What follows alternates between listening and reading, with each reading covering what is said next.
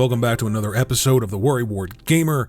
The greatest success of the Intellivison Amico is that it failed, and I don't mean that in a bad way. I'm going to try and explain it, and I want to be clear. I am not trying to be negative. I am not trying to make fun of anybody who may have been excited about this and feels a little bit used, because we have all been there. We've all gone all in on something and then realized we've been, kind of misled a bit. And sometimes our need to fit in or need to be seen as important or need to be successful in something overwhelms our common sense. Over time, though, you're supposed to be able to distinguish between your own internal bias and the smell of BS. Some people can do it. Some people can't. That's not a knock. It just happens. But I think the success of the Intellivison Amico is that it failed. And the highlights that it exposed in some people are the positive. Even if you were one of those people who decided that, any critique was met with a block, anybody asking any questions just wasn't part of the group, how dare they? And, the mantra that I've heard when I've looked in on some of this stuff was, it's about the friends we made along the way if the console fails. I think the success of this Intellivison Amico console is that it highlights not only the friends you made along the way, but it should be highlighting the negative aspects of what brought you all together.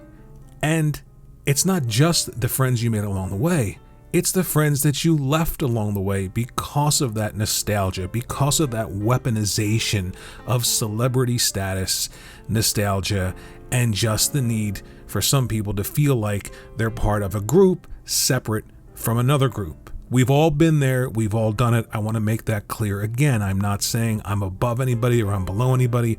I just think that when you think about everything that's happened when it comes to this system, the excitement, and I have all 8 quote-unquote physical games with the lenticular card and the coin.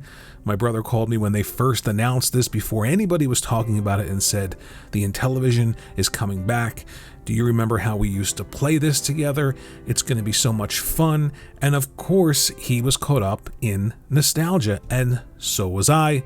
So I rushed out, put the pre-order down, got the 8 games, and started to look for information. And the more I looked, the more questions I started to ask. Could be because of my upbringing, could be because of street smarts versus regular smarts, a combination of both. But the more questions I asked, the more it seemed like I was being sort of squeezed out of this particular group of people who just loved it. And I realized early on that this was not normal. Back in the day, I fell for stuff like this all the time. Again, I'm not better or worse than anybody else. I think, though, that if a positive can come out of this, it's that finally people can realize that nostalgia isn't that great of a thing.